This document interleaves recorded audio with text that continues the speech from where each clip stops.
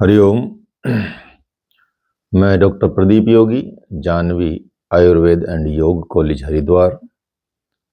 यहाँ पर हम एमए योगा का सिलेबस कंप्लीट करा रहे हैं आपको। और ये जो हम आज जो टॉपिक करा रहे हैं रिसर्च एंड मेथडोलॉजी, उसमें आपका अनुसंधान की विधियाँ, अनुसंधान कैसे होता है, सांख्यिकी के बारे में बताया जाएगा, जो आपके बहुत सारे एग्जाम्स में, जैसे यूजीसी नेट हो गया या रिसर्च का कोर्स वर्क के एग्ज़ाम हो गए या आरडीसी की मीटिंग हो गई या सिनॉप्सिस कैसे बनाई जाती है, इन सब के लिए हेल्प करेगा। और यूजीसी नेट के लिए तो बहुत ही अच्छा है। आप इस सब्जेक्ट को पढ़ें, ध्यान से सुने और नोट्स बनाएं अपने। तो ये एजुकेशन के पर्पज़ से बहुत ही अच्छा आप वीडियोज़ आप कर सकते हैं। और भी अन्य वीडियोज़ हैं हमारे, वो देख सकते हैं। चैनल को सब्सक्राइब करेंगे क्योंकि नित्य प्रति आपको ये योग से संबंधित, चाहे वो योग के प्रिंसिपल्स हों, हठ योग हो या उससे संबंधित ग्रंथ हों, उनके विषय में आपको सारे वीडियोज़ मिलते रहेंगे। इसलिए आप इस चैनल को सब्सक्राइब करें और इसको शेयर करें। जिसको ज़रूरत हो, जिसके लिए आवश्यक हो, उसी के लिए है। क्योंकि लंबे वीडियो हैं, 1-1 घंटे के वीडियो रहेंगे, एजुकेशन के वीडियो हैं, तो धैर्य के साथ इसको समझना पड़ता है ताकि आपका कैरियर ऊंचाइयों पर जाए और आप देश में और विश्व में एक तरह से एक ये ऐसा योगदान दे सकें जो प्रगति की तरफ चलता है। विश्व, भारत प्रगति की तरफ चले, उसके आधार पर आप ऐसे कार्य करते रहें। और किसको अच्छा नहीं लगता कि डॉक्टरेट मिले, किसको अच्छा नहीं लगता कि यूजीसी नेट करके आप लेक्चरर बने, प्रोफेसर बने यूनिवर्सिटीज़ में, कॉलेज में। तो इसलिए ये काम आप कर सकते हैं।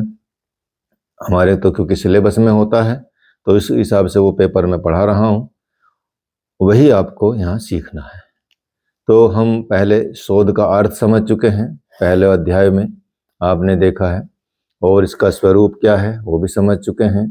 तो आप जितने भी बच्चे अभी ऑनलाइन जुड़े हुए हैं, आप, क्योंकि हमारी क्लास ऑनलाइन चलती है और मतलब जो थ्योरी की है तो हम ऑनलाइन करा देते हैं।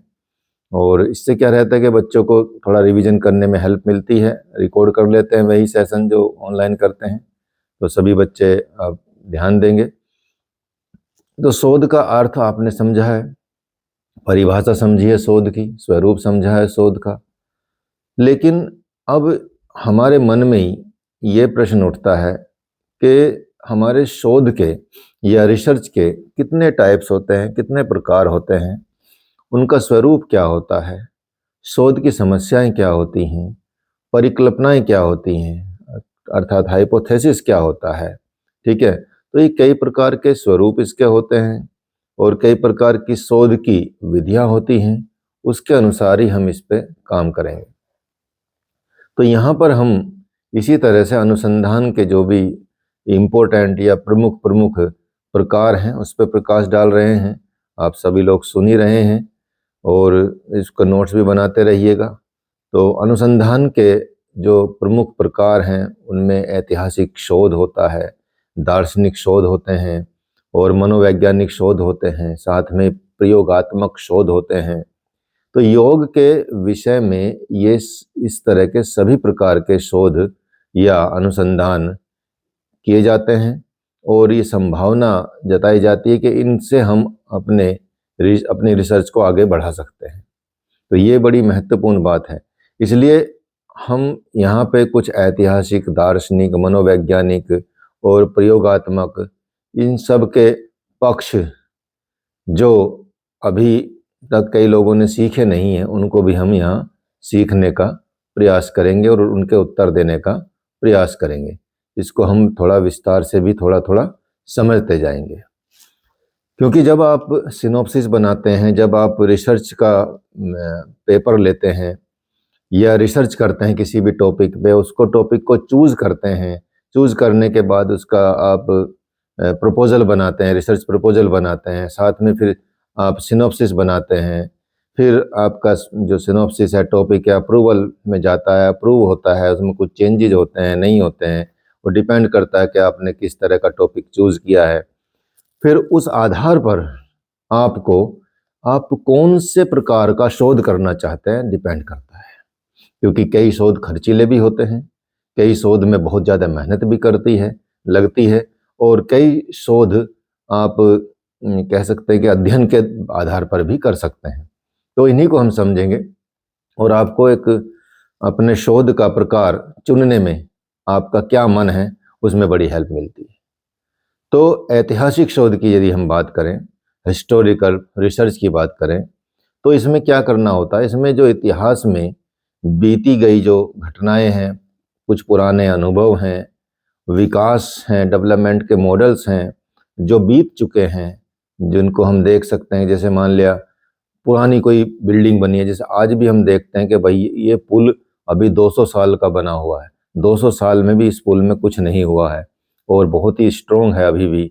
ऐसा जब बात करते हैं कि ये बिल्डिंग 1000 साल पुरानी है, अभी तक भी इसमें कोई, जैसे भारत के आप देखेंगे मंदिर जो बने हैं, दक्षिण भारत के मंदिर हैं जो द्रविड़ शैली के मंदिर है या नागर शैली के मंदिर है या उत्तर और डिफरेंट डिफरेंट शैलियों के मंदिर जो बने हैं, उन मंदिरों को यदि आप देखेंगे, उन मंदिरों की कलाकारी देखेंगे, उन मंदिरों के निर्माण को भी देखेंगे तो आप आश्चर्यचकित रह जाएंगे। तो ऐसी घटनाओं से हमको सीख मिलती है, उनका वर्णन हम कर सकते हैं और ये जो प्रमाणिक अभिलेख क्या हैं उनके बारे में हम शोध कर सकते हैं। बीती घटनाओं के बारे में, युद्ध के बारे में भी करते ही हैं, मतलब युद्ध का तो जिसको पसंद जैसा है वैसा ही करेंगे, तो लेकिन क्योंकि हमारा तो विषय योग है तो हम योग के आधार पर ही कर सकते हैं कि योग की प्राचीन परंपरा कहाँ से शुरू हुई, प्राचीन योग में क्या क्या चीज़ें होती थी, अब योग का परिवर्तन किस स्वरूप में हो रहा है, कैसे हम योग का आधार प्राप्त कर रहे हैं, तो हम प्राचीन घटनाओं से सीखते हैं। तो जो भी सभ्यता और संस्कृति जितनी पुरानी होती है उसका इतिहास भी आप समझते ही हैं, उसका इतिहास भी उतना ही पुराना होता है। जैसे यदि हम भारत की बात करें तो भारत एक सबसे प्राचीन सभ्यताओं में से एक मानी जाती है, जिसमें हड़प्पा सभ्यता आती है या वैदिक संस्कृति आती है। तो हड़प्पा सभ्यता ऐसी है कि अभी तक हम उसको कंप्लीटली रिसर्च भी नहीं कर पाए हैं, कंप्लीटली उसके अवशेषों को पढ़ भी नहीं पाए हैं, और उससे हम मतलब और जो खुदाई में चीज़ें मिलती हैं वो देखेंगे और पीछे पीछे इतिहास जा रहा है। लेकिन यदि हम शास्त्रों के हिसाब से देखें, ग्रंथों के हिसाब से देखें, तो हम बहुत मतलब करोड़ों वर्षों पुराने तक की बात को हम देख सकते हैं। समय की हमने गणना बहुत अच्छे से की है। तो ये ज्योतिष विज्ञान हो गया आपका, तो ये बहुत महत्वपूर्ण हो जाता है कि आपकी देश की सभ्यता, आपकी देश की संस्कृति कितनी पुरानी है, और जितनी पुरानी होगी इतिहास भी आपका उतना पुराना होगा और उतने ही रिसर्च के लिए आपको बहुत ज़्यादा विस्तार से आपको टॉपिक्स मिल सकते हैं, मतलब अनलिमिटेड क्यों कह सकते हैं। तो थोड़ा सा सोचने की आवश्यकता होती है कि आप कौन से टॉपिक का अध्ययन आप करें। तो समय बीतता जाता है, समय बीतने के साथ साथ आप देखेंगे सभ्यता और संस्कृति में बदलाव जो है वो अपने आप स्वाभाविक रूप से आते रहते हैं। तो ये जो बदलाव हैं, और ये बदलाव जैसे कला में बदलाव आता है, जैसे स्थापत्य कला में बदलाव आता है, वास्तुकला में बदलाव आता है, नृत्य कला हो गई, पाक कला हो गई, या और भी मनुष्य के जीवन स्तर, जीवन जीने की कला हो गई या जीवन शैली हो गई, उसमें भी बदलाव आता रहता है। अभी भी इतने फास्ट तरीके से आप बदलाव देख रहे हैं, खान पान में बदलाव आ रहा है, जीवन शैली में बदलाव आ रहा है। पहले लोग 6 बजे के बाद नहीं खाते थे, अब 6 बजे के बाद ही शुरू करते हैं, शाम के 6 बजे के बाद, ठीक है। तो मतलब 12-12, 1-1 बजे तक आप देखेंगे क्लब चलते हैं, रेस्टोरेंट चलते हैं, और सोने की जो शैली है, पहले सूर्य उगने से पहले लोग उठ जाते थे, ठीक है, सूरज उनके सामने ही उगता था, अब वो सूरज के सामने उठते हैं, ये मान के चलिए। तो इस तरह से बदलाव आता है। तो इनमें जीवन यापन के जो तरीके हैं वो भी बदल जाते हैं, उनमें बदलाव आता है। तो इन बदलावों में कुछ छोटे होते हैं और कुछ जो बदलाव हैं बड़े होते हैं। तो जिसे आप देखेंगे आज इसमें भी आमूल चूल परिवर्तन होता रहता है। ये बदलाव आप गांव में भी देख सकते हैं, ये बदलाव आप नगरों में देख सकते हैं, राज्यों में भी ये बदलाव देख सकते हैं, देश में भी बदलाव देख सकते हैं और संसार में तो देख ही रहे हैं। तो ग्राम, नगर, राज्य, देश की सीमा, इनके और सीमाएं और ये सब क्या है कि समय के साथ साथ इनमें परिवर्तन होता जाता है। सीमाओं में भी बहुत परिवर्तन हुआ। आप भारत का ही एग्जाम्पल दें, अपने देश के एग्जाम्पल को भी देख सकते हैं। तो सीमाओं के साथ साथ उनके नामों में भी परिवर्तन होता है। इन सब से आप देखेंगे, इन सब उदाहरणों से इतिहास भरा पड़ा है। पुराने रीति रिवाज हो गए, परंपराएं हो गई, कुछ नए समय के जो चीज़ें होती हैं, जब पुराने समय की चीज़ें वर्तमान समय में अप्रासंगिक हो जाती हैं, वो उसमें नहीं होती तो भी उनको अपनाया नहीं जाता और अपनी उपयोगिता भी बनाए रखती हैं जो कंटिन्यूस चलती हैं। तो नए संप्रदाय भी आ जाते हैं, नए धर्मों का उदय भी होता है। इन सब परिवर्तनों को आप देखेंगे, इन परिवर्तनों का अभिलेख जो है इतिहास के रूप में कर लिया जाता है और जिससे ये आप समझे कि जिससे वर्तमान और भविष्य को संवारने की हमको नई सीख मिलती है। अर्थात इतिहास से हम बहुत कुछ सीख सकते हैं और सीखते भी हैं। यदि सीखेंगे नहीं तो हम बार बार वही गलतियां दोहराते जाएंगे। तो इसलिए आवश्यक है कि हम इस पे रिसर्च करें, इस पर अनुसंधान करें कि हमको आगे समय में क्या चीज़ें अपने जीवन में अपनानी है, नहीं अपनानी है। जिन चीज़ों को हमारे पूर्वज, जिन चीज़ों को हमारे जो इतिहास के लोग झेल चुके हैं और गलतियां करके सीख चुके हैं, उनको हम दोबारा ना करें, ऐसा शोध आवश्यक है। और शोध में आप समझें कि बहुत आवश्यक है कि आपको ऐसे शोध विषय को चुनना है जिससे समाज में कुछ अच्छा हो, जिससे देश के लिए कुछ अच्छा हो, जिससे दुनिया के लिए कुछ अच्छा आप दे पाए, अर्थात उससे क्या फ़ायदा होने वाला है। तो वो विषय बहुत ज़्यादा ही कह सकते हैं कि रेस्पेक्टेबल होता है, सम्मान्य होता है, सबको स्वीकार्य भी होता है। तो ऐसे ही विषय को देखें कि किस शोध से, इस शोध से जो मान लिया मैं आप कर रहा हूँ या कर रही हूँ, उस शोध से क्या समाज में कोई बदलाव आता है या नहीं आता है। तो आप देखेंगे प्रत्येक वर्तमान का अपना एक इतिहास होता है और जो अपने वर्तमान के कारण को, जो आज है जो चीज, उसका क्या कारण है, वो अपने गर्भ गह्वर में छुपाए रखता है। अर्थात आज की स्थिति हम कैसी देख रहे हैं, उसका जो इतिहास है वो आप देखेंगे, उसकी जो कह सकते हैं कि कारण जो है वो उसके गर्भ में रहता है। तो उदाहरण के लिए आप यदि बात करें कि भारत, हमारे देश का जो नाम है, भारत क्यों पड़ा है, क्यों हमारे देश का नाम भारत क्यों पड़ा, भारत का नाम रखने के पीछे कौन सी घटना है, इसकी जानकारी हमारे इतिहास में मिलती है। जैसे दुष्यंत के पुत्र भरत के नाम पर हमारे देश का नाम भारत पड़ा। लेकिन उस काल के भारत से आज का भारत कितना भिन्न है, कितना अलग है, क्या परिवर्तन हुए हैं, उन परिवर्तनों को का स्टेप बाय स्टेप क्या चीज़ें रही हैं, उनकी भौगोलिक सीमाएं कैसे बदली हैं, उनका जो शासकीय ढांचा है वो कैसे बदला है, शासन व्यवस्था में क्या चीज़ रही है, और राज्य का जो परिसीमन होता है वो नए रूप में कैसे हुआ है। तो इसकी प्रमाणिक जानकारी वर्तमान को देने के लिए किसकी आवश्यकता होती है, इतिहास की आवश्यकता होती है, ऐतिहासिक शोध की आवश्यकता होती है।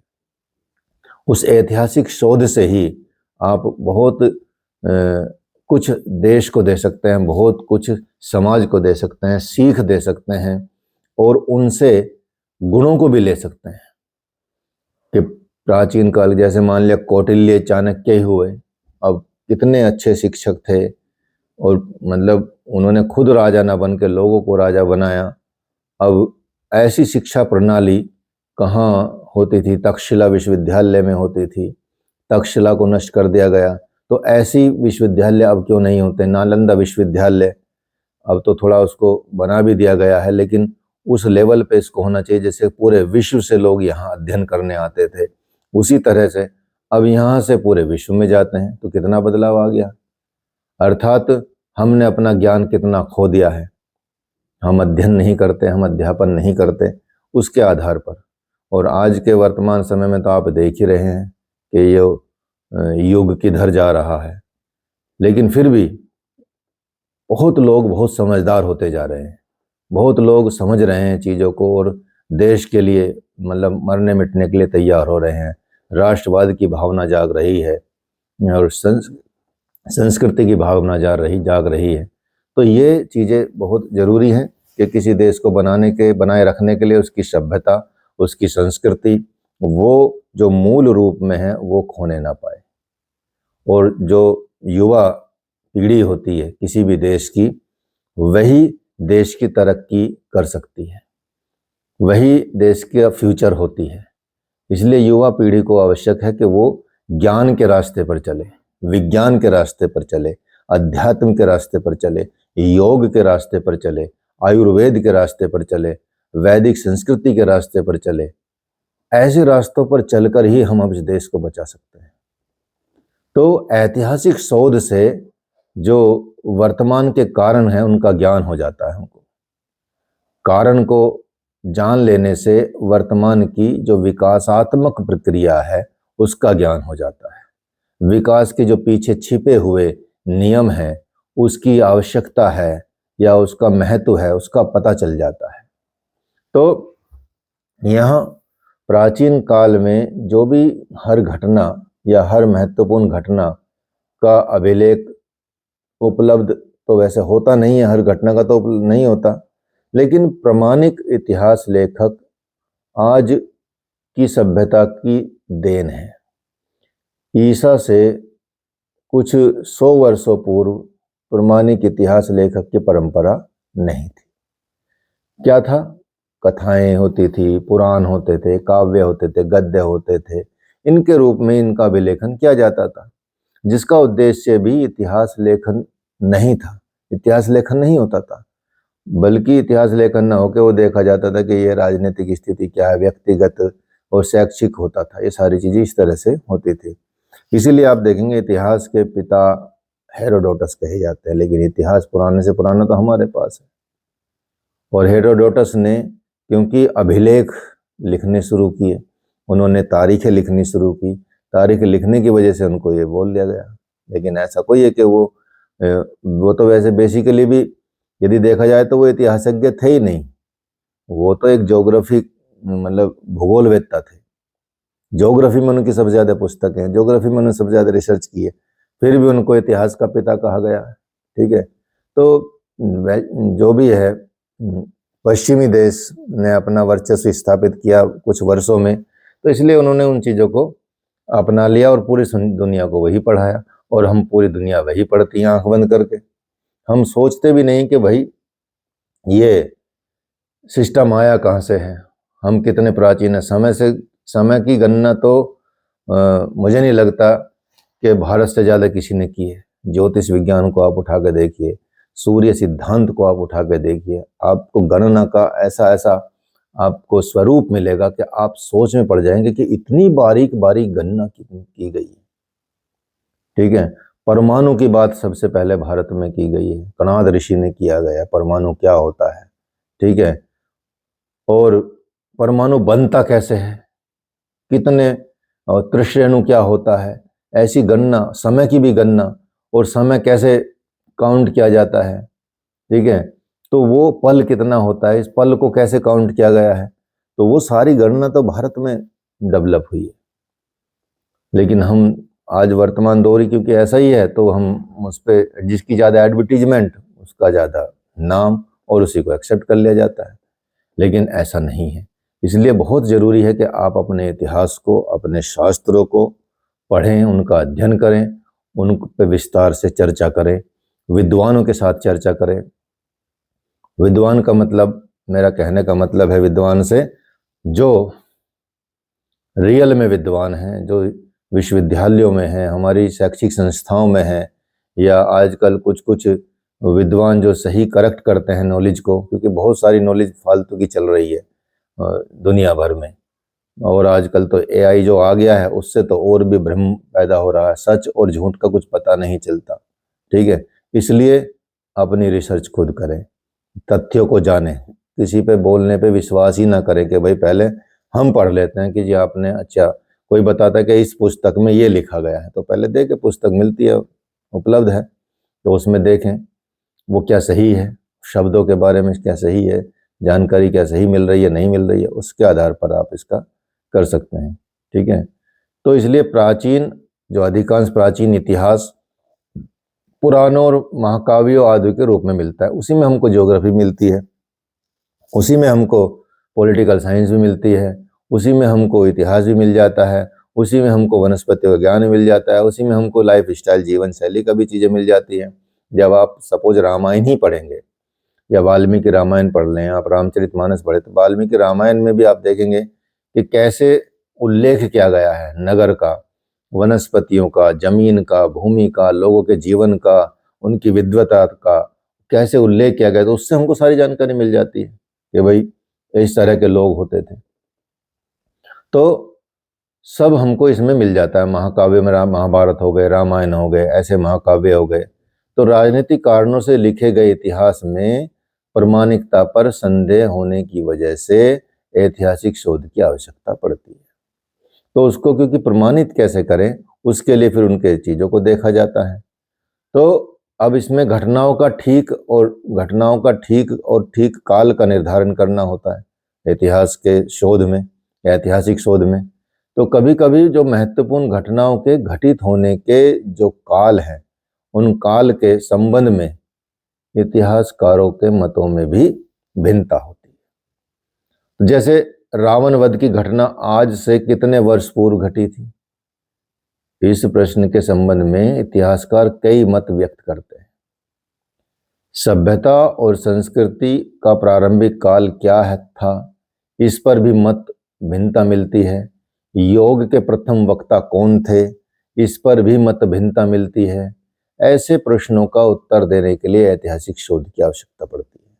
अब देखिए, जैसे भगवान राम का जन्म की बात की गई है, भगवान राम की जब आप जन्म कुंडली उठाते हैं तो वही नासा ने यदि अपनी कंप्यूटर में डाला और डेट निकाली तो एग्जैक्ट डेट निकली कि भाई हाँ, ये नवमी जो है, इस दिन ऐसे नक्षत्रों का ऐसा योग हुआ था और उस वक्त में ये जन्म हुआ था। तो तब तो यहाँ नासा भी नहीं था, उसमें कुंडली, जन्म कुंडली में लिखा हुआ है भगवान राम की, आप सर्च कर सकते हैं, गूगल में देख सकते हैं। तो भगवान राम की जन्म कुंडली का समय एग्जैक्ट नासा के द्वारा भी पता कर लिया गया है। तो ये ऐतिहासिक शोध आपको बताते हैं कि हमारी संस्कृति कितनी प्रामाणिक है, कितनी फुल प्रूफ है, एक तरह से ये कह सकते हैं। इसके साथ साथ इसका और क्या कर सकते हैं, इसमें एक ही घटना के संबंध में अलग अलग प्रकार के विषय वस्तु हमको मिलती हैं। जैसे उदाहरण के लिए ले लीजिए कि रामायण की बात करें या महाभारत की बात करें, तो इसमें धार्मिक और आध्यात्मिक कथा का अभिलेख के रूप में वर्णन मिलता है। वाल्मीकि रामायण हुई, तुलसी दास द्वारा रचित रामचरितमानस हुआ, या कंब की रामायण हुई, जैन रामायण हुई, इन सभी में रामायण की विषय वस्तु को लेकर थोड़ी थोड़ी भिन्नता तो है, और इस भिन्नता को दूर करने के लिए और सत्य को ज्ञात करने के लिए इसका एक उचित तरीका होता है ऐतिहासिक शोध। तो हम अपने ग्रंथों के प्रामाणिकता को भी आप सोल्व कर सकते हैं। बड़ा रिसर्च का विषय है, आप सोचिए, एक एक चौपाई पर, एक एक श्लोक पर, एक एक सूत्र पर आप रिसर्च कर सकते हैं। इतना बड़ा विस्तार है आपको रिसर्च करने का। ठीक है, योग वशिष्ठ पे आप रिसर्च कर सकते हैं, पतंजलि योग सूत्र के सूत्रों पर रिसर्च कर सकते हैं। ठीक है, कितना विस्तार है हमारे पास। तो ऐतिहासिक शोध का उद्देश्य क्या है, क्यों करना है ऐतिहासिक शोध हमको? ऐतिहासिक शोध का उद्देश्य आप देखेंगे, जो भूतकालिक घटनाओं का संकलन करना होता है, उनके क्रमिक विकास को देखना होता है, उनके क्रमिक विकास का विश्लेषण करना होता है, और उनका एक आलोचनात्मक मूल्यांकन देना होता है। इसका उद्देश्य घटनाओं के जो स्रोत हैं, जो घटनाएं घटी उनके जो स्रोत हैं, उनकी वैधता को भी निर्धारित करना होता है कि ये जो स्रोत मिला है, इसकी वैधता क्या है, ये कहाँ से आया है, कहाँ से इसकी शुरुआत हुई है। ठीक है, जैसे एक बहुत चला है समाचार पत्रों में भी कि भाई मतलब ऐसी घटनाएं बहुत चलती हैं कि कहीं मतलब गरीबों पर या कुछ निम्न वर्ग पर स्तन टैक्स लगता था इस तरह का। तो कहीं से शुरुआत हुई किसी की, और वो जबकि प्रमाणिक नहीं निकला। जब लोगों ने उस पर रिसर्च की तो ऐसे पर भ्रमित भी किया जाता है लोगों को, ठीक है। जब वो घटनाओं में गए, लोगों ने उस पर रिसर्च की, बात की, तो पता चला कि ऐसा कुछ था ही नहीं। कुछ थी जो ऐसा ही, वहाँ वो जीवन शैली ही ऐसी थी। तो उस आधार पर ये चीज़ें आप देखेंगे, ये प्रामाणिकता सिद्ध करती है। अर्थात आपके द्वारा की गई रिसर्च समाज में जो भ्रम पैदा है उसको हटा सकता है। तो ऐसे रिसर्च कीजिए, बड़ी अच्छी बात है। तो भूत जो ऐतिहासिक शोध हैं उनका उद्देश्य बहुत ही अच्छी, मतलब ये कह सकते हैं कि अच्छी बात है कि यदि आप ऐतिहासिक शोध करते हैं और आप नई चीज़ों का उजागर करते हैं, और जो भ्रम फैला दिया गया है किसी चीज़ के द्वारा, लोगों के द्वारा, और कुछ कह सकते हैं कि जो पसंद नहीं करते भारतीय संस्कृति को, भारतीय कल्चर को, भारतीय सनातन परंपरा को, उनके लिए भी एक ये जवाब आपको मिल जाता है। लेकिन जरूरी है कि आप उसमें पढ़ें, अध्ययन करें, तभी आप उसका उत्तर देते हैं। तो इसी तरह से आप देखेंगे इसका उद्देश्य अतीत की घटनाओं को प्रकाश में लाना, वर्तमान समस्याओं का समाधान करना उन घटनाओं से सीख कर। तो इसलिए कुछ उद्देश्य हम इसको देख सकते हैं, छोटे मोटे एक दो लाइन में आप इसको समझ सकते हैं कि जो अतीत की घटनाओं को सूचनाओं और तथ्यों का संकलन करना इसका उद्देश्य होता है, ऐतिहासिक शोध का उद्देश्य होता है। साथ ही घटनाओं, सूचनाओं और तथ्यों के स्रोतों की वैधता को निर्धारित करना होता है। अतीत के क्रमिक विकास का निश्चित करना होता है, और परीक्षित जो परिणाम प्रमाण हैं उनका भी, उनकी व्याख्या करना होता है। तो अतीत की घटनाएं या तथ्यों के आधार पर हम क्या कर सकते हैं, वर्तमान घटनाओं का समाधान कर सकते हैं। अब ऐतिहासिक शोध के स्रोत क्या होते हैं, उनके मतलब सोर्सेज क्या होते हैं। तो स्रोत का मतलब होता है वे साधन जिनके आधार पर अतीत की घटनाओं संबंधित सूचनाएं या जो हमको प्रदत्त प्राप्त किए जाते हैं, ये स्रोत या संसाधन जिस सीमा तक वैध होते हैं, सूचनाएं और जो हमको मिली है सामग्री उस सीमा तक वैध हो पाती हैं।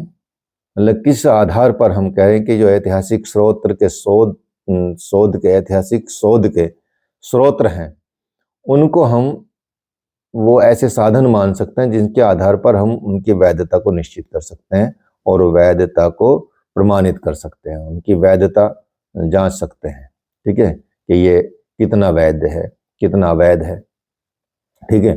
तो प्राथमिक स्रोत में, प्राइमरी सोर्स में हम यदि हम बात करें तो प्राथमिक स्रोत का मतलब होता मूल साधन से, जिसके आधार पर हम अतीत की घटनाओं का, तथ्यों का, सूचनाओं को उनको प्राप्त किया जाता है। और इस तरह के स्रोत और साधनों के जो अंदर मौलिक रिकॉर्ड होते हैं, किसी घटना का आंखों देखा विवरण भी हो सकता है, फोटोग्राफ भी हो सकता है, लोक कथाएं भी हो सकती हैं, दंत कथाएं भी हो सकती हैं, प्राचीन कुछ दस्तावेज भी हो सकते हैं, कलात्मक उपलब्धियां भी हो सकती हैं, कुछ अभिलेख भी हो सकते हैं। ऐसी गणनाएं की जाती है। जैसे जेम्स प्रिंसेप ने अशोक के अभिलेख को पढ़ा, तो आप देखिए कि जो इतिहास समझा जाता था कि यहाँ से शुरू हुआ है, वो अचानक 2000 साल पहले चला गया, ठीक है।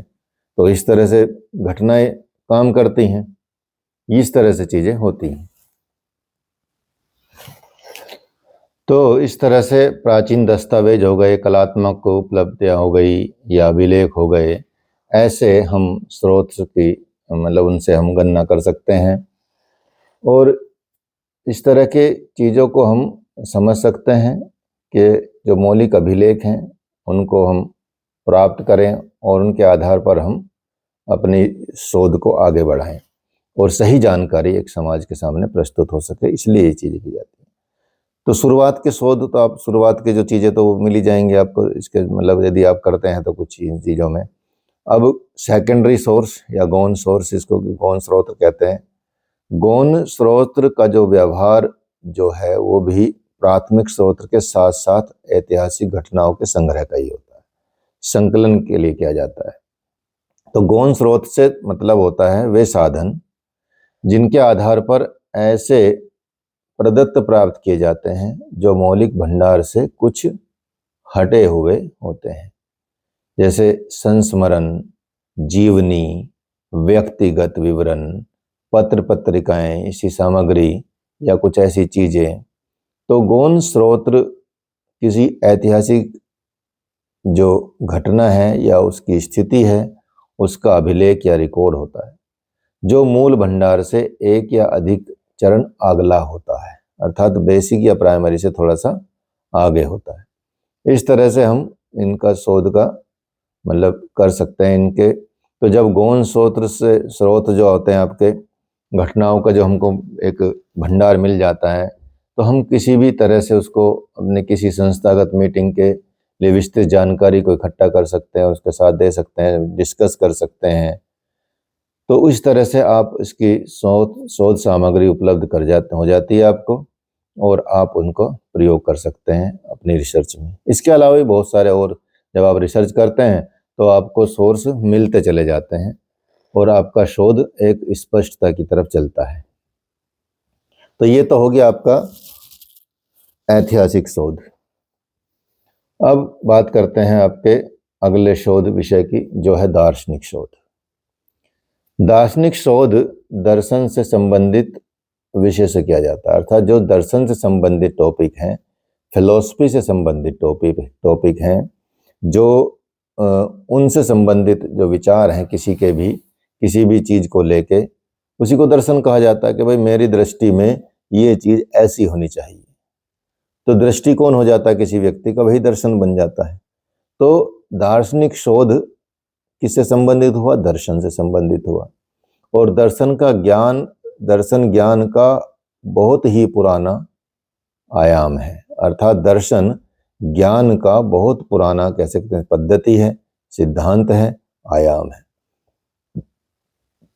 दर्शन को परिभाषित करते हुए ये भी कहा गया है कि अस्तित्व आदि जीवन की जिज्ञासा को शांत करने वाला ज्ञान ही दर्शन है, कि इस चीज का अस्तित्व क्यों है, हमारा अस्तित्व क्यों है, हम क्यों इस पृथ्वी पर आए हैं, क्यों इस दुनिया में आए हैं, इसके सिद्धांत क्या हैं, या कोई वस्तु क्यों है, उसका कह सकते हैं अस्तित्व जैसी चीजों का या जीवन की जिज्ञासा को शांत करने वाला ज्ञान ही क्या कहा जाता है? दर्शन है।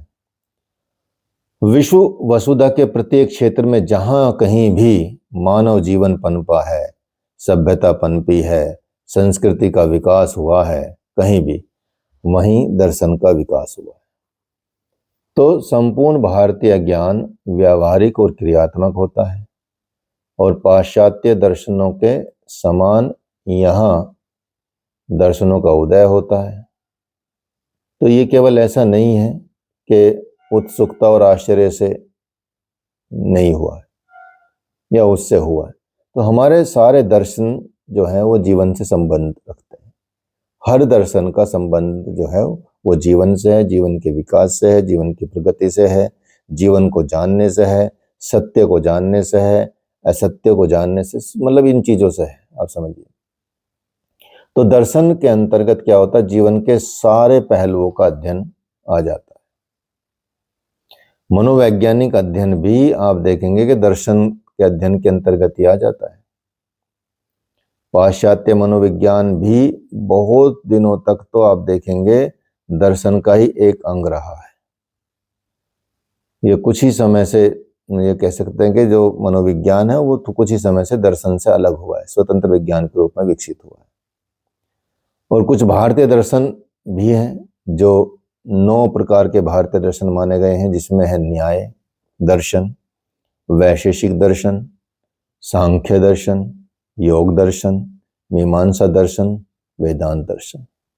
ये 6 दर्शन आस्तिक दर्शन कहे जाते हैं, जबकि चारवाक दर्शन, जैन दर्शन और बौद्ध दर्शन, ये 3 दर्शन नास्तिक दर्शन कहे जाते हैं। इन आस्तिक और नास्तिक दर्शन, ये सभी दर्शनों का अपना अपना एक मत है, अपना अपना एक मनोविज्ञान है, अपनी अपनी एक दृष्टि है, अपना अपना एक दृष्टिकोण है, उस आधार पर आप इन दर्शनों का अध्ययन कर सकते हैं। तो ये जो विषय आपको बताए हैं, ये विषय आप देखेंगे, दर्शन अपने आप में मूलतः मनुष्य की क्या है, जिज्ञासा के कारण अस्तित्व में आया है। जितना मनुष्य जिज्ञासु हुआ है उतना ही दर्शन का विस्तार हुआ है। तो दर्शन विषय की जो है अध्ययन वस्तु जो है, उसके अंतर्गत क्या होता है, जीव की उत्सुकता या जीव के उद्भव का कारण ये मान के चल सकते हैं। इसका उद्देश्य और विकास इसमें आ जाता है कि इसका उद्देश्य क्या है, इसका विकास क्या है। तो सृष्टि विज्ञान दर्शन का एक प्रमुख विषय है। और यहाँ पर आप देखेंगे सृष्टि विज्ञान से मतलब है सृष्टि की उत्पत्ति कैसे हुई है, उसका कारण क्या है, उसका उद्देश्य क्या है, उसका विकास क्या है, उस विकास की दृष्टि कैसे रही है, उस विकास की धारा कैसे रही है, उसको प्रगति कैसे मिली है, उसका अध्ययन किया जाता है। ईश्वर का, आत्मा का, मन का, परमात्मा का, इनका अस्तित्व क्यों है, इनके अनिश्चित्व क्या है, इसकी विचार भी दर्शन में दिया जाता है। तो मन के कार्य क्या है, मन के भेद कौन से हैं, मन का विचार क्या है, मन का परिष्कार कैसे किया जाए, ठीक है, ये सब दर्शन के अंतर्गत आने वाली विषय वस्तुएं होती। तो इसलिए आप देखेंगे इन पे आधारित जो भी शोध होता है, मनुष्य के जीवन पे, सृष्टि के प्रारंभ पे, अंत पे कैसे होना, ईश्वर पे, मन, आत्मा पे, ठीक है, इनका सब पे कैसे कैसे इनका विकास हुआ, कैसे इनका विस्तार हुआ, उस सब का अध्ययन हम जो करते हैं शोध, वो वही शोध कहा जाता है दार्शनिक शोध। तो योग में दार्शनिक शोध की बहुत आवश्यकता है।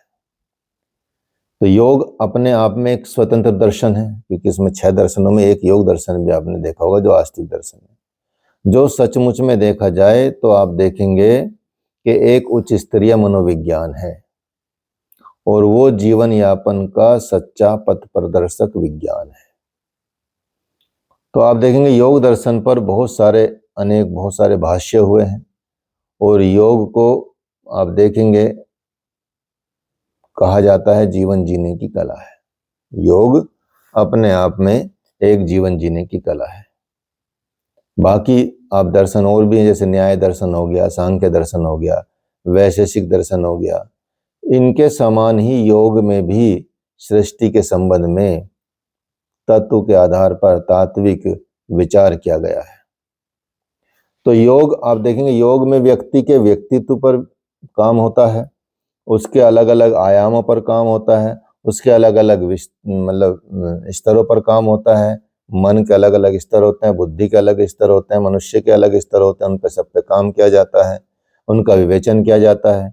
इसमें आप देखेंगे व्यक्तित्व की संरचना पे बात की जाती है, उसकी गत्यात्मकता पे बात की जाती है, उसके विकास की अलग तरीकों से भिन्न भिन्न तकनीकों पर बात की जाती है, तार्किक और प्रमाणिक वर्णन किया जाता है उनका। तो ये देखा जाता है, या वस्तुतः ये देखा जाए तो प्रत्येक व्यक्ति के मन में उसके अस्तित्व के उद्देश्य, उसके विकास और उससे संबंधित आप देखेंगे जिज्ञासाएं पनपती रहती। दर्शन इन्हीं जिज्ञासाओं को शांत करने के लिए ऋषियों, मनीषियों द्वारा प्राप्त किया गया एक अनुभवजन्य ज्ञान है। तो दर्शन की इन्हीं विशेषताओं को दृष्टिगत रखते हुए या रखने पर इसमें अनुसंधान का महत्व बढ़ जाता है। तो दर्शन में दार्शनिक शोध की आवश्यकता बहुत ज़्यादा है और उसके लिए हम क्या कुछ पॉइंट बता सकते हैं, इसमें पढ़ सकते हैं, अध्ययन कर सकते हैं। जैसे वेद हो गए, उपनिषद हैं, पुराण हैं, मीमांसा हैं, ठीक है, ब्राह्मण है, आरण्यक हैं, इनमें दर्शन के बहुत सारे अनगिनत कह सकते हैं कि आयामों का उल्लेख है। और ये उल्लेख बहुत ही गूढ़ है, गंभीर भाषा में है, और इस गंभीर दर्शन को आप व्यावहारिक रूप से समझने और समझाने और उनका वैज्ञानिक अनुसंधान के समक्ष रखने, उसकी भाषा में प्रस्तुत करने की बहुत आवश्यकता है।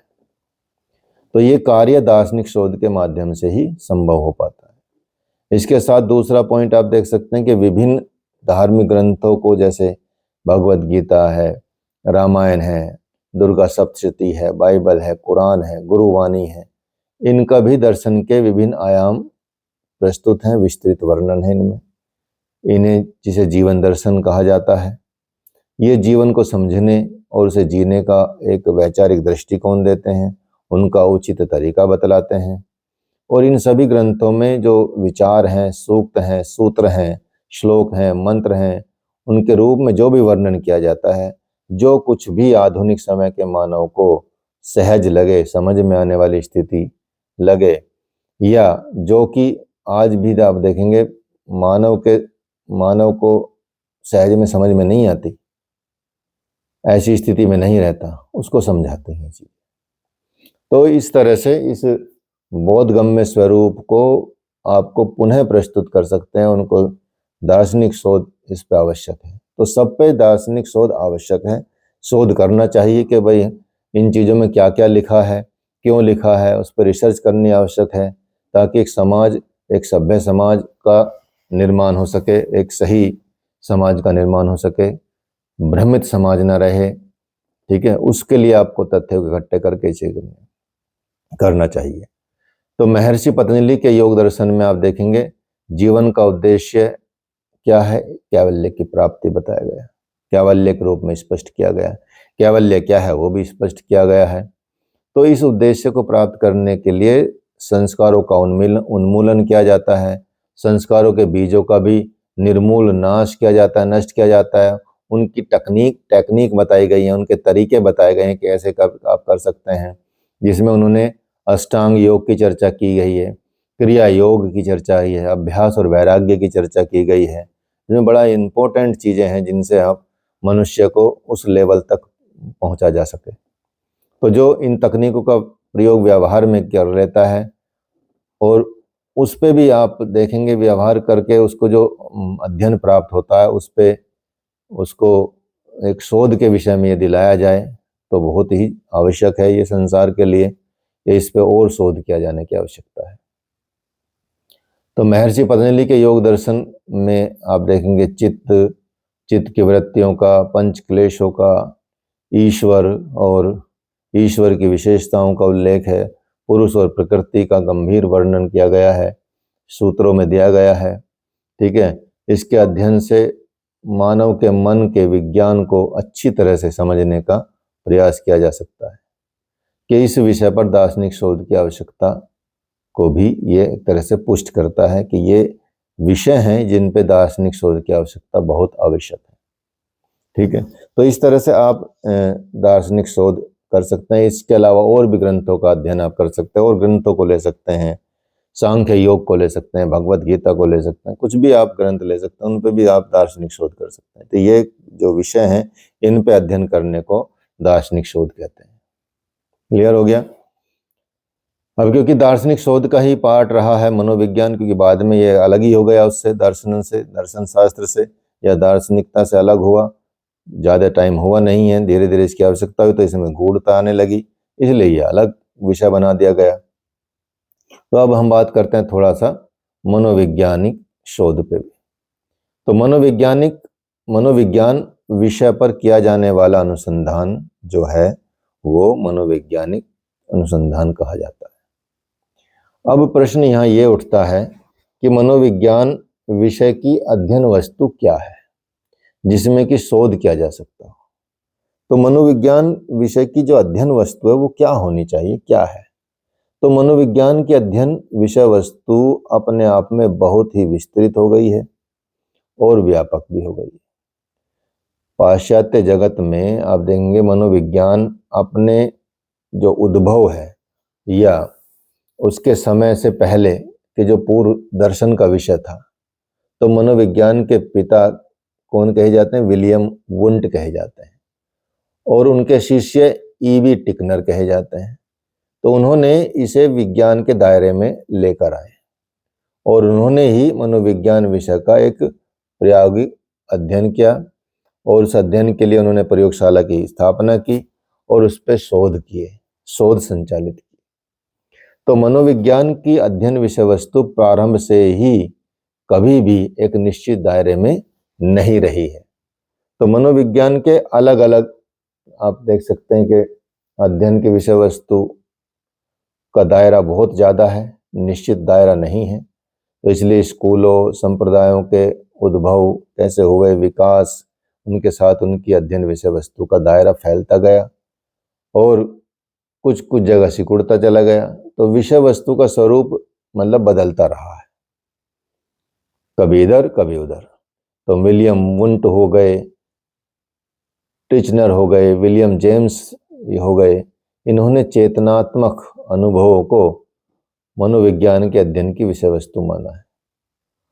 वहीं आप देखेंगे व्यवहारवादियों ने भी इसमें केवल व्यवहार और संज्ञानात्मक विचारधारा के पक्षधर जो विद्वान हैं, उन्होंने केवल विचार को ही अध्ययन की विषय वस्तु माना है। इसलिए आप देखेंगे वर्तमान में इसलिए मनोविज्ञान को विज्ञान की वो शाखा कहने लगे हैं जिससे मानव का व्यवहार और मानसिक प्रक्रियाओं का अध्ययन किया जाता है। तो क्या हुआ, मनोविज्ञान को विज्ञान की वह शाखा कहा जाता है जिसमें मानव व्यवहार और मानसिक प्रक्रियाओं का अध्ययन किया जाता है। तो मनोविज्ञान शोध का जो क्षेत्र है उसको थोड़ा समझ लेते हैं कि मनोविज्ञान शोध के अंतर्गत आप देखेंगे व्यवहारिक शोध आता है और सामाजिक शोध आता है, शैक्षणिक शोध आता है।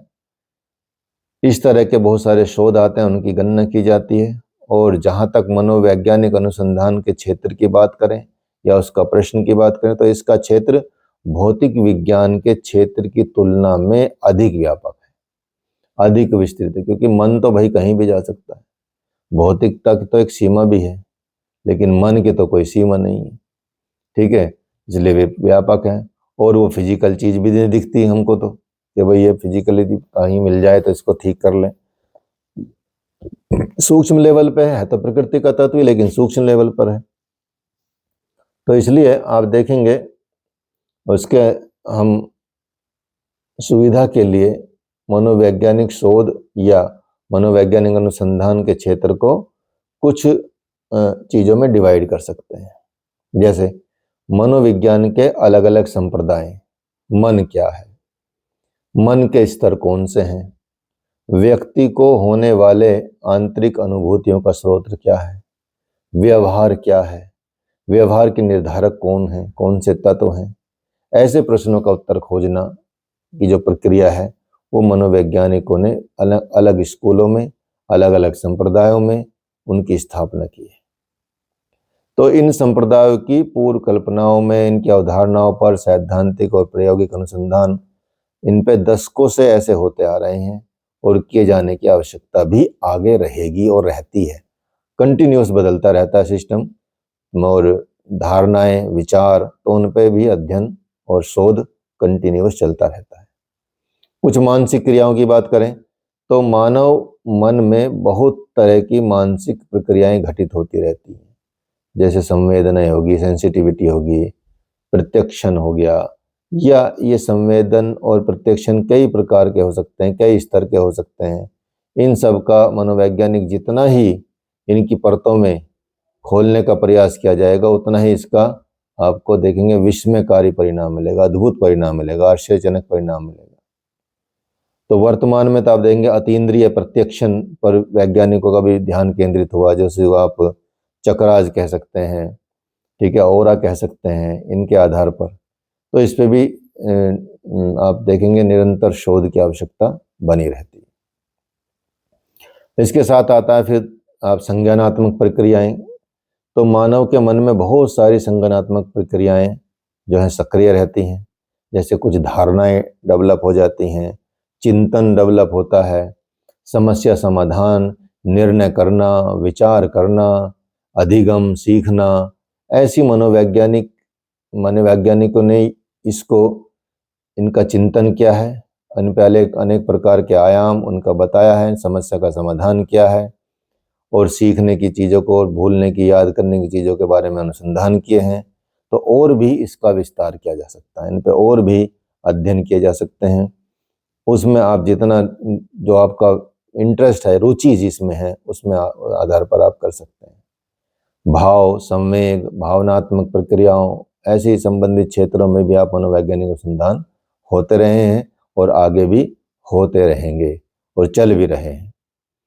तो प्रेरणा के क्षेत्र में भी आप अध्ययन देख सकते हैं, मनोवैज्ञानिक अनुसंधान होते हैं। कैसे मोटिवेशन दिया जाए किसी को, किसी के जीवन को कैसे सफल बना जाए, क्योंकि लोग कई बार डिप्रेशन में चले जाते हैं, तो उनको प्रेरणा की आवश्यकता होती है, उनको बूस्ट की आवश्यकता होती है।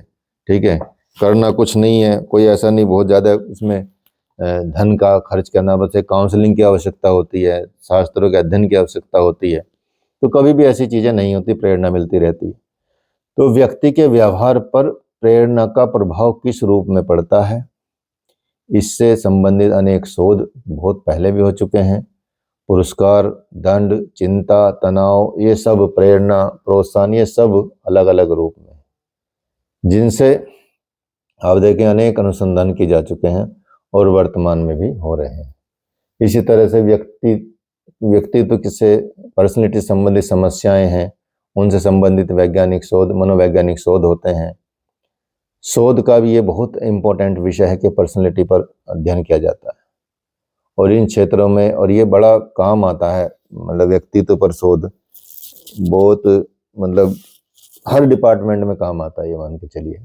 चाहे वो पुलिस डिपार्टमेंट हो, क्राइम डिपार्टमेंट हो, लीगल डिपार्टमेंट हो, या एजुकेशन डिपार्टमेंट हो, सोशल डिपार्टमेंट, कुछ भी हो, उसमें सब में ये काम आता है।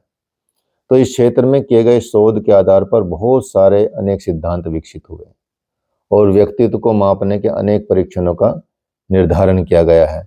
व्यक्तित्व के समायोजन से संबंधित अनुसंधान किए जा रहे हैं। ठीक है, और इसी तरह से असंगठित व्यक्तित्व भी मनोवैज्ञानिक अनुसंधान का एक महत्वपूर्ण क्षेत्र बनता जा रहा है। तो आज के समय में आप देखेंगे बहुत सी संस्कृतियां हैं, उनका आपस में टकराव है, प्रभाव है, सब चीज़ें हैं। तो मनोवैज्ञानिक जो अनुसंधान है व्यापक रूप से उन पर भी होने लगे हैं। व्यक्तिगत शील गुण क्या है, संज्ञानात्मक प्रतिरूप हैं, कोग्निटिव पैटर्न क्या है, समायोजन प्रतिरूप क्या है, ऐसे पर सांस्कृतिक विविधता के आधार पर प्रभाव देखे गए हैं और उन पर अनुसंधान किए गए हैं। भारत में आप देखेंगे उड़ीसा, सिक्किम, मेघालय, अंडमान निकोबार, इनमें आदिवासी संस्कृति और गैर आदिवासी संस्कृति से संबंधित जो भी अनुसंधान कार्य किए जा रहे हैं, इनके क्षेत्र का विस्तार किया जा रहा है, क्रॉस सेक्शन रिसर्च किया जा रहा है। उस पर आप इस पर बड़ा अध्ययन देख सकते हैं और अध्ययन के विषय को आप चुन सकते हैं, आगे बढ़ा सकते हैं। इसी तरह से सामाजिक, आर्थिक, वंचन से संबंधित क्षेत्रों में आप देखेंगे मनोवैज्ञानिक अनुसंधान बड़े स्तर पर किए जा रहे हैं। यूजीसी वगैरह सारी संस्थाएं भी करती हैं, अन्य सरकारी अर्ध सरकारी संस्थाएं करती हैं, गैर सरकारी संस्थाएं करती हैं, ऐसे प्रोग्राम चलाए जा रहे हैं। तो भारत में अनेक जो संपन्न बच्चे हैं, गरीब बच्चे हैं, मतलब रिच और पुअर, उनके व्यक्तित्व के पक्षों पर विभिन्न अध्ययन किए जाते हैं, तुलनात्मक अध्ययन किया जाता है। बच्चे अपनी शिक्षा में क्यों पिछड़ जाते हैं, क्यों असफल हो जाते हैं, शैक्षिक उपलब्धि पर किस किस तरह से किन कारणों का प्रभाव पड़ता है, किन कारणों का प्रभाव पड़ता है, बच्चे पढ़ाई बीच में ही क्यों छोड़ देते हैं, शिक्षा में बच्चों की रुचि कैसे उनको बढ़ाया जाए, जैसे शिक्षा से संबंधित जो भी क्षेत्र है उनको कैसे सफल बनाया जाए, ऐसे अनुसंधान चलते रहते हैं। औद्योगिक क्षेत्र में भी इस तरह के अनुसंधान, मनोवैज्ञानिक अनुसंधान की आवश्यकता होती है। ठीक है, उनका परिणाम मतलब उद्योगों में सही समय पे आए, इसके समय अनुकूल हो, आवश्यकता के अनुसार हो, नीतियों का निर्धारण किया जाए, योजनाएं बनाई जाए ताकि लाभ पहुंचाया जाए। कर्मचारी चयन, कार्य संतुष्टि, मनोबल, विज्ञापन, प्रबंधन, इन क्षेत्रों में आप देखेंगे अनुसंधान किए जा रहे हैं।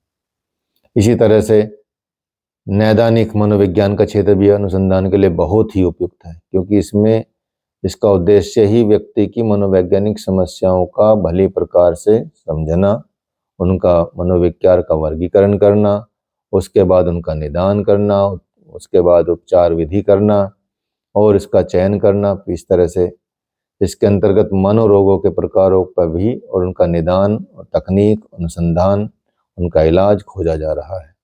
ठीक है, तो मनोविज्ञान जो मनोचिकित्सा की तकनीक और उनकी प्रविधियों की खोज भी की जा रही है। तो इस तरह से इस प्रक्रिया का निर्माण किया जा सकता है। इस क्षेत्र में बहुत सारे कह सकते हैं कि अंतर्वैश्विक शोध किए जा रहे हैं और किए जाते रहेंगे।